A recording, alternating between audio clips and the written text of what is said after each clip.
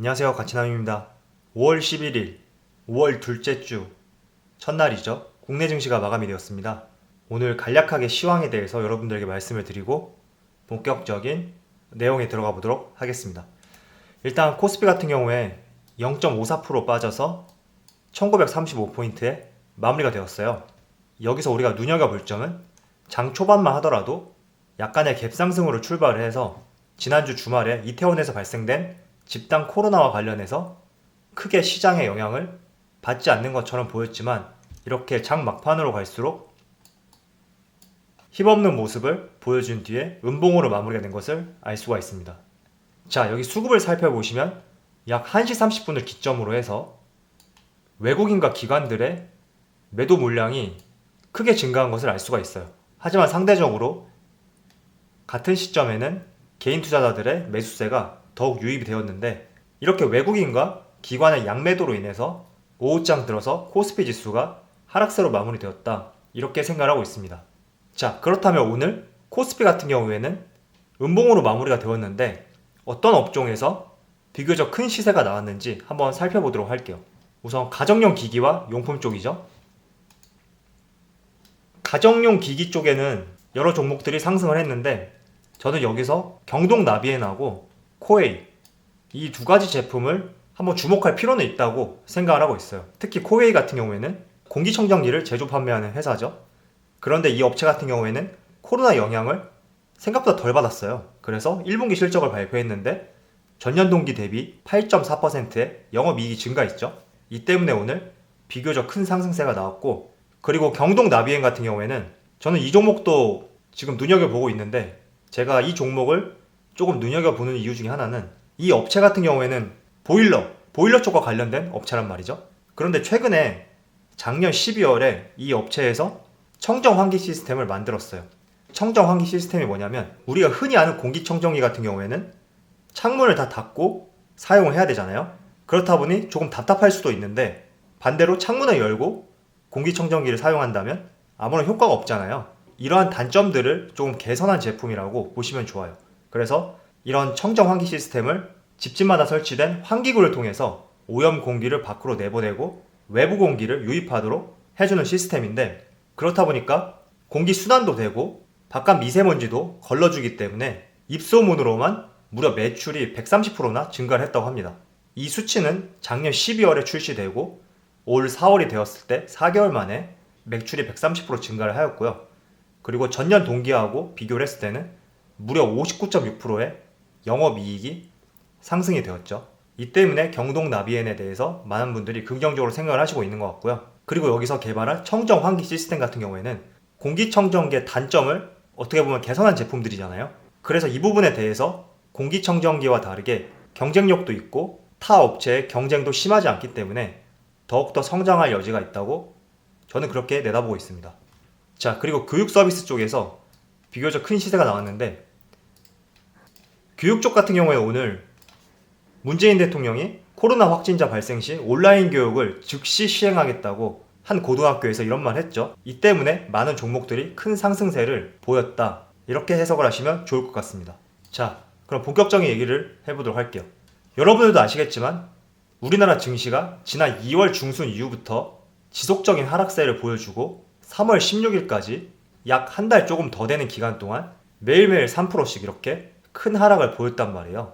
이 때문에 외국인들도 지속적으로 주식을 팔기에 바빴고 국내 증시를 떠나기에 바빴죠. 그리고 3월달 같은 경우에는 순매도 금액이 무려 13조 4,500억 원으로 지난 2008년에 세계 금융위기가 왔을 때 그 당시에 기록했던 9조보다 훨씬 큰 금액을 순매도하고 우리 증시를 떠났다, 이렇게 말씀을 드렸어요.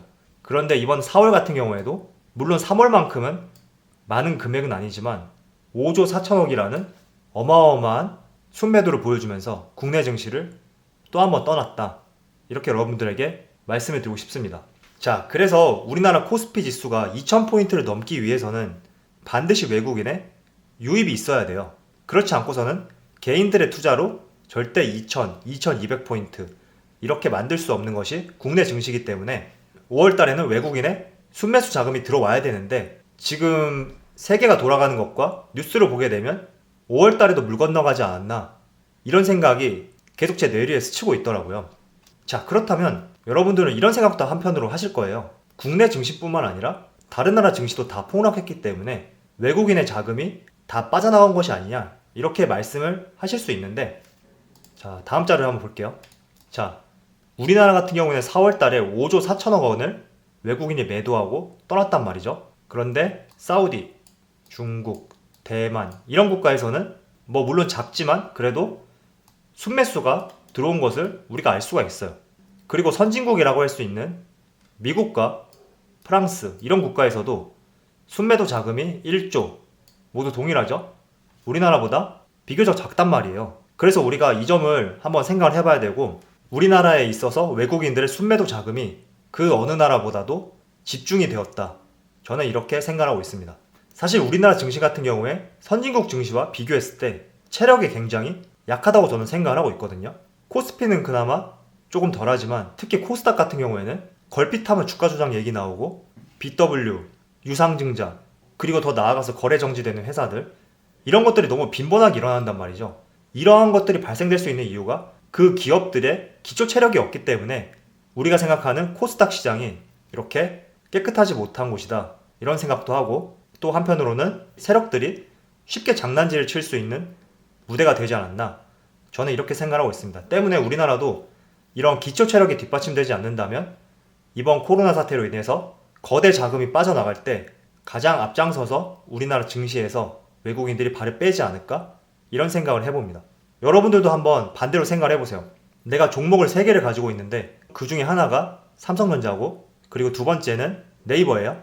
그리고 세 번째는 코스닥의 시가총액 1000억도 안 되는 이런 기업을 들고 있어요. 그런데 코로나처럼 시장이 악재가 터지면서 종목들이 다 하락할 때 가장 먼저 매도할 가능성이 높은 종목이 저는 이 세 번째 시가총액 1000억도 안 되는 코스닥 종목이라고 생각하고 있어요.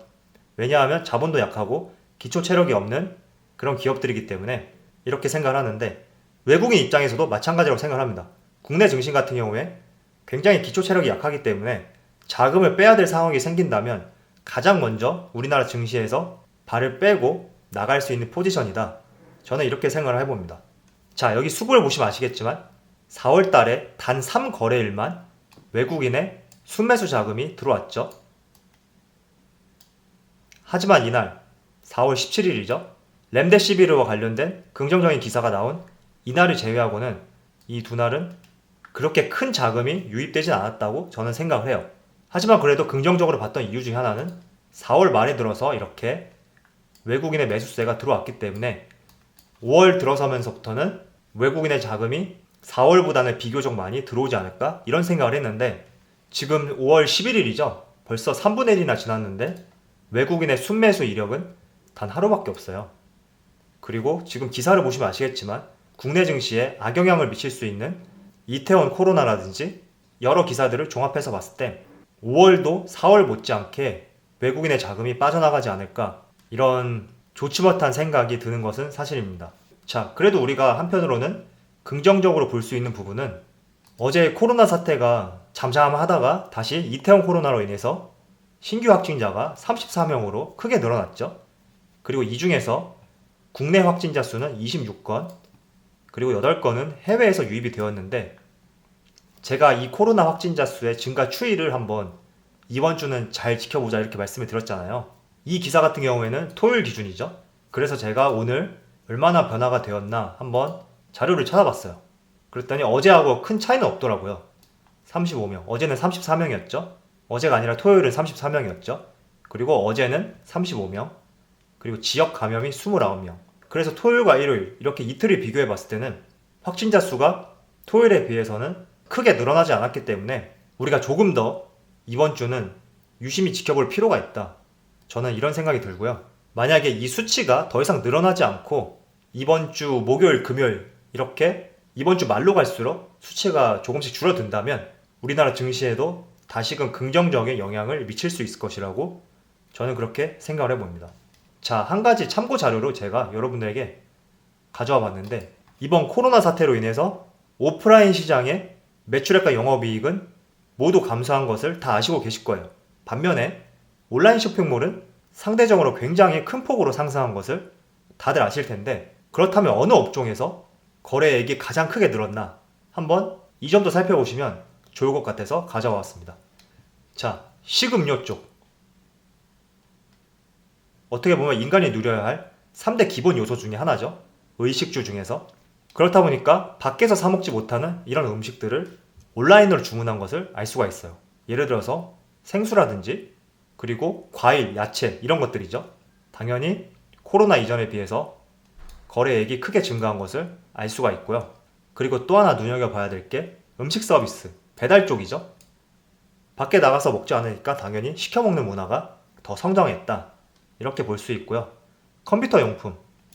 이쪽 같은 경우에는 온라인 교육이라든지 언택트 산업이 부각이 되면서 컴퓨터에 대한 수요가 굉장히 늘었다고 해요. 생활용품은 당연한 얘기고, 그리고 화장품이 의외로 감소를 했는데, 제가 여기에 부연 기사를 조금 읽어봤는데 감소한 이유 중에 하나가 오히려 마스크를 쓰니까 여성분들께서 화장에 대해서 많이 하지 않는다, 이런 내용이 있더라고요. 그 때문에 상대적으로 화장품도 수요가 조금 줄어들었다, 이렇게 저는 생각을 하고 있습니다. 그래도 뭐니 해도 여행 및 교통 쪽이 가장 크게 감소를 했죠. 그래서 여러분들도 이 부분을 잘 한번 살펴보시고 앞으로 온라인 산업이 더욱더 증가할 요지는 크게 남아있단 말이죠. 그렇기 때문에 온라인에 대한 수요가 증가할수록 온라인 쇼핑몰을 이용하는 구매자 그리고 거래액도 함께 증가할 텐데, 그때 어떠한 제품군들이 가장 중점적으로 올라갈지 이런 데이터를 통해서 한번 참조를 해보시면 좋을 것 같습니다. 자, 그럼 오늘 영상 여기서 마치도록 하고요. 항상 여러분들의 성공 투자를 기원하도록 하겠습니다. 감사합니다.